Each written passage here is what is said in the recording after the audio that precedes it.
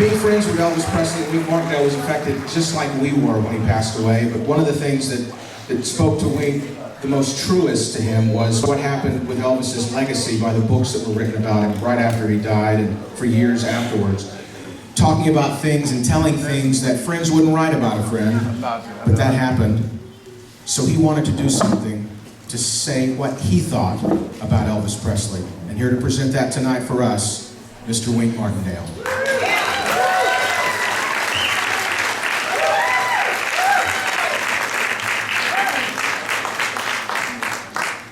Thank you very much, ladies and gentlemen. I was just thinking, we could be anywhere else but Franklin, Tennessee tonight.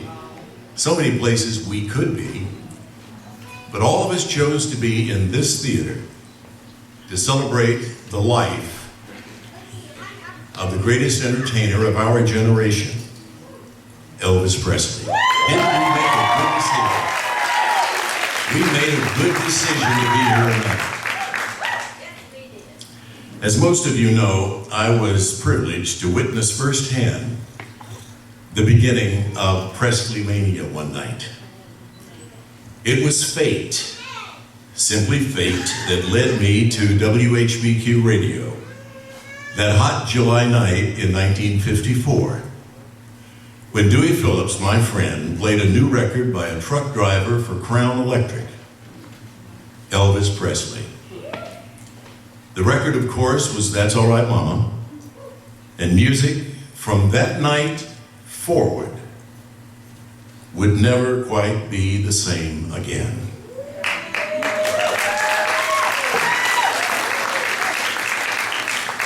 You know, most of us can still remember where we were the day we learned that the king of rock and roll had died. Many of us to this day still find it difficult to accept that he's no longer with us.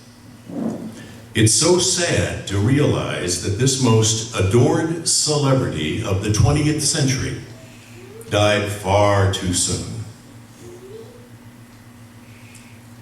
August 16th, 1977. Few dates are as indelibly printed in our memory as that one. Pearl Harbor, that infamous day in Dallas, perhaps 2 or 3 more. But odds are better than none that you remember where you were and what you were doing at the moment you learned that the man who shaped the music of a generation was gone. These were my thoughts and feelings about this man I'd met that hot summer night in 1954 at the very beginning of his 22 years of glory.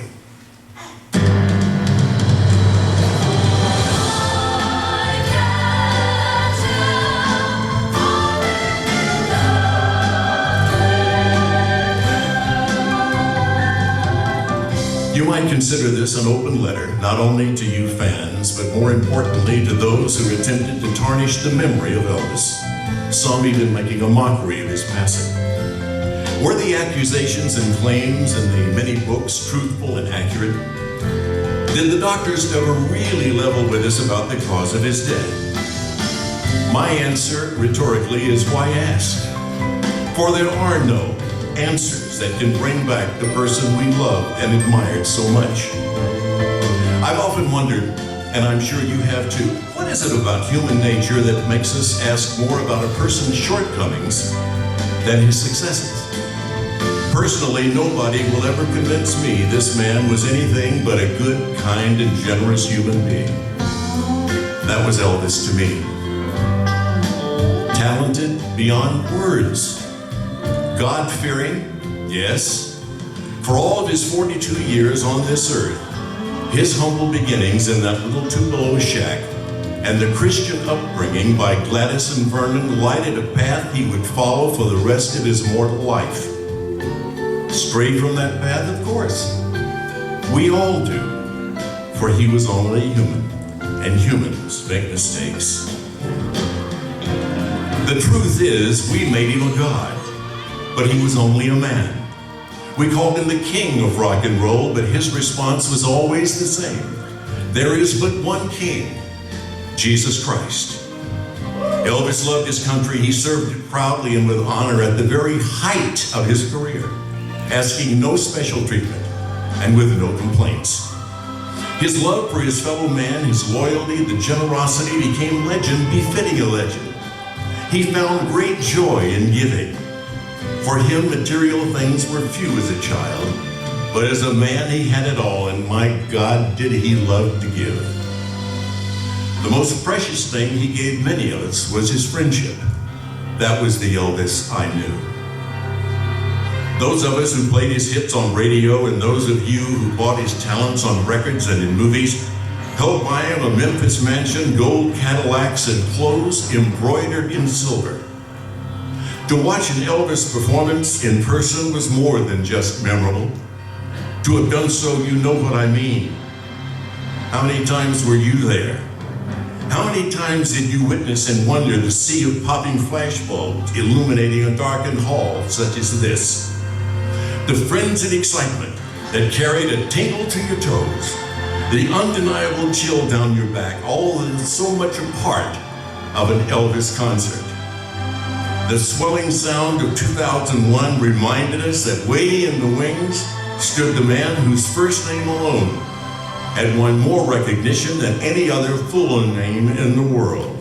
And then that familiar walk on stage in that familiar jumpsuit was truly an unforgettable moment. We laughed with him when he sang about that hound dog. We cried real tears when he left the stage in the summer of his final year singing Can't Help Falling in Love. It's a sad irony but true that on the day Elvis died, a steady rain began to fall on a parched Las Vegas, the same Vegas Elvis had conquered years before. Near the end, friends and fans alike wanted with all of our hearts to see him healthy and happy again, because he had brought us so much happiness. Elvis once said, I watch my audience, I listen, I know we're all getting something out of our system. Nobody knows what it is, but the important thing is we're getting rid of it, and nobody's getting hurt. I conclude my thoughts on this man to the words of Kathy Westmoreland. You who have been left with a great emptiness and void in your hearts, remember the good gifts he gave us. He said shortly before he died, I'm here to make people happy. That's my mission in life. I was chosen by God to do it. My happiest moments have always been on stage. I'll never stop until the day I die. He kept his word.